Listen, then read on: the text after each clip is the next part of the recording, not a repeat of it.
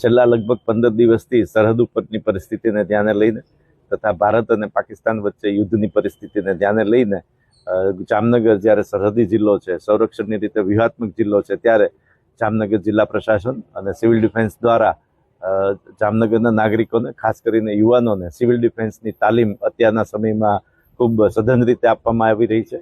આમાં એનસીસીના કેડેટ્સથી લઈ અને કોલેજના યુવાનોથી લઈ અને સામાન્ય નાગરિકોને પણ પોતાની સિવિલ ડિફેન્સની કામગીરીનો ખ્યાલ આવે.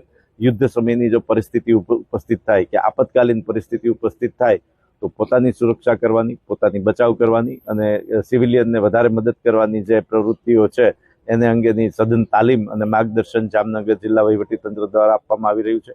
ગઈકાલે જામજોધપુર તાલુકામાં અંગેની તાલીમનું આયોજન કરવામાં આવેલું. આજરોજ અહીંયા 27 બટાલિયન એનસીસીના કેડેટ્સને પણ આપણે આ પ્રકારની સિવિલ ડિફેન્સની તાલીમ આપવામાં આવી રહી છે.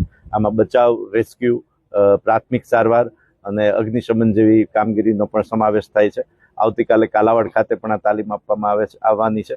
તો આગામી દિવસોમાં સમગ્ર જિલ્લામાં આ પ્રવૃત્તિનું આયોજન કરવામાં આવેલું છે અને તમામ નાગરિકોને યુદ્ધના સમયે કે આપતકાલીન સ્થિતિના સમયે બચાવની કામગીરી કેવી રીતે કરવી તે અંગેની તાલીમ જામનગર જિલ્લા પ્રશાસન અને સિવિલ ડિફેન્સ દ્વારા કરવામાં આવી રહ્યું છે. Download ShareChat.